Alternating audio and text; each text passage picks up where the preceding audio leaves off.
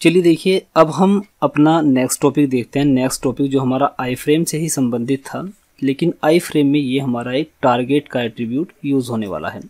देखिए, an iframe can be use as the target frame for a link. देखिए, जैसे मैंने अभी आपको आई फ्रेम पढ़ाया है, आई फ्रेम में मैंने पर्टिकुलर अपनी वेबसाइट का वेब पेज कैसे शो करते हैं किसी वेब पेज के अंदर वो बता दिया है। ठीक है, किसी दूसरी वेबसाइट का कौन सा वेब पेज आप अपने आई फ्रेम में एक्सेस कर सकते हैं वो भी मैंने आपको बता दिया है। ठीक है, अब हम किसी आई फ्रेम को क्रिएट करेंगे और उस आई फ्रेम में हम जो वेब पेज दिखाना चाहेंगे किसी बटन की मदद से या फिर लिंक की मदद से, वो अब हम टारगेट एट्रीब्यूट से सेट करने वाले हैं। देखिए, ध्यान दीजिएगा, बड़े ही अच्छा टॉपिक है ये। The target attribute of the link must refer to the name attribute of the iframe. देखिए, आई फ्रेम आप जो बनाएंगे, मान लीजिए हमने कोई आई फ्रेम बनाया, उस आई फ्रेम में हमें कौन सा वेब पेज शो करना है, तो उसके लिए हम नेम एट्रीब्यूट का यूज़ करेंगे।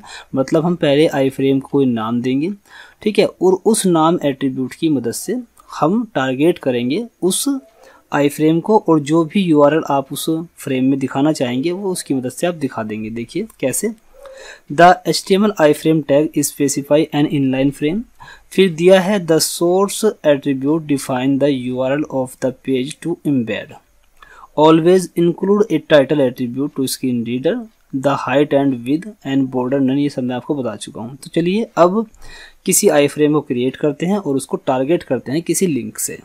इसके लिए मैं इसको क्लोज यहाँ से कर लेता हूँ।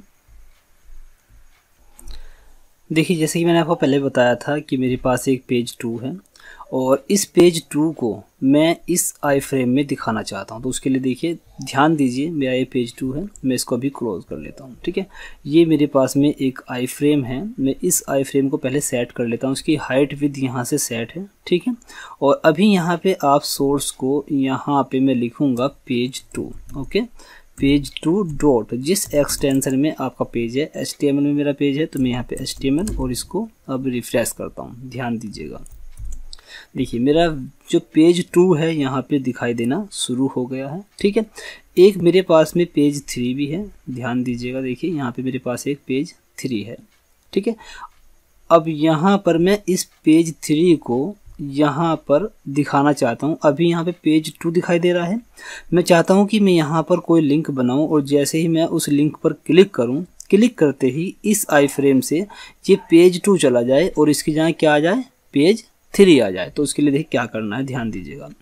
किसी भी फ्रेम को टारगेट करने के लिए हमें पहले उसको कोई नाम देना होगा। तो मैं यहाँ पर नाम देता हूँ माई फ्रेम। ओके, माई फ्रेम के नाम से मैंने इस आई फ्रेम को एक नाम दे दिया।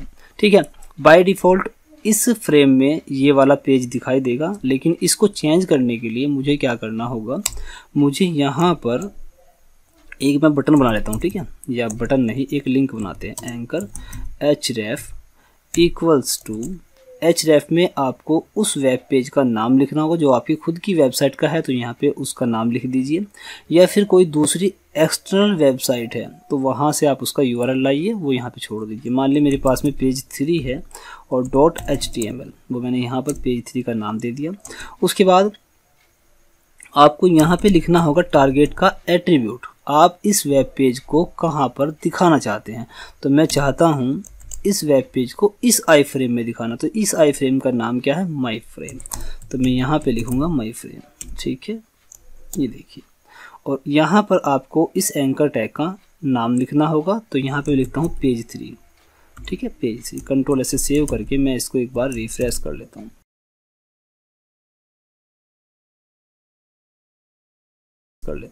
ठीक है, देखिए अभी जो यहाँ पे पेज शो हो रहा है वो पेज 2 है, और यहाँ पर मैंने अभी एक लिंक बनाया है। यदि मैं इस पर क्लिक करूँगा तो यहाँ पर पेज 3 शो होना चाहिए। तो उसके लिए मैं यहाँ पर क्लिक करता हूँ। देखिए, जैसे ही मैंने क्लिक किया तो अब यहाँ पर आप देख सकते हैं यहाँ पर कौन सा पेज आ गया, पेज 3 आ गया।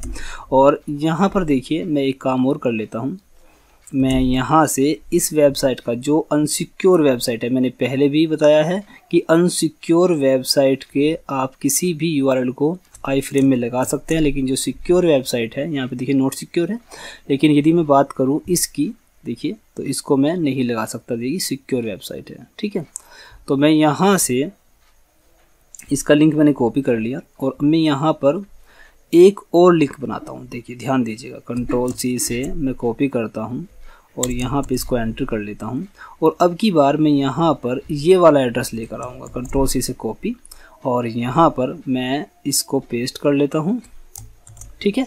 और मैं अब की बार इस पेज का नाम क्या दूंगा, अब की बार मैं पेज का नाम दूंगा WH ब्लॉगिंग, ठीक है, ठीक है, ये होगा WH ब्लॉगिंग। और इसी तरह से देखिए मैं एक यहाँ पर लिंक और बनाता हूँ, कंट्रोल सी से कॉपी करके मैं यहाँ पर पेस्ट करता हूँ और अब की बार यहाँ पर इंडेक्स के नाम से जिस फाइल पर हम काम कर रहे हैं उस फाइल का भी नाम देकर देखते हैं क्या होता है, index.html, ओके। और ये भी यहाँ पर मैं लिखता हूँ इंडेक्स। देखिए ध्यान दीजिएगा, कंट्रोल एस से मैंने इसको सेव किया और अब मैं इस पेज को रिफ्रेश करता हूँ। तो बाय डिफ़ॉल्ट मैंने जो एड्रेस दिया हुआ है फ्रेम को पेज 2, देखिए यहाँ पे ध्यान दीजिए, यहाँ पर मैंने आई फ्रेम में जो एड्रेस दिया हुआ है पेज 2 दिया हुआ है, तो सबसे पहले पेज 2 दिखाई देगा, ठीक है।